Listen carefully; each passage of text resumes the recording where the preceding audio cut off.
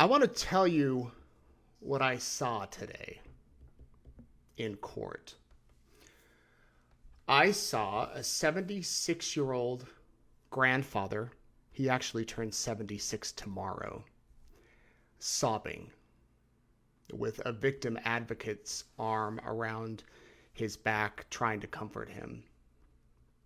I saw a detective describe for 5 hours how he and his colleagues worked to find two missing kids.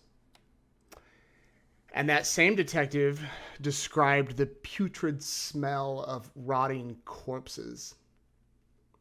A smell so bad that officers had to take breaks every few minutes because the smell was just so horrific. They couldn't dig longer than a few minutes. That same detective described how he got on his hands and knees and sifted through dirt to find pieces of bone belonging to a girl, a teenager. I saw a prosecutor spend his birthday asking questions about missing kids and human remains and police investigations and two burial sites in a backyard. I saw 18 men and women who just days ago had no clue what they'd be listening to. They got a letter in the mail that said, you've been asked to report to the Ada County Courthouse to help determine a case. And they showed up and they're doing their service to their community and their country. And they sat through 6 hours, 5 hours of stuff that will probably never leave them. I saw a mother who, for the first time that I've seen, became upset and was not her typical happy, smiling self, but appeared upset.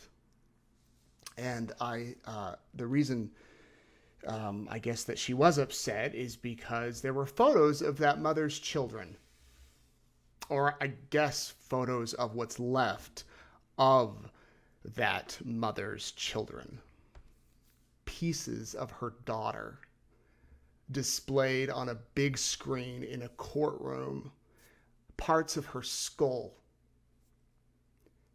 and a bucket of flesh, and teeth, and charred bones, and orbital sockets.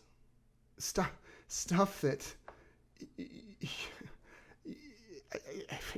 I don't know.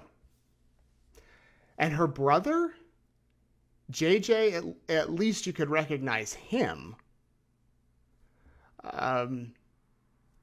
But there he was, autopsy photos of this little boy in red pajama pants. And I have two sons, and they have red pajama pants. And JJ is wrapped in plastic. Not just black plastic like a garbage bag, but white plastic too over his head.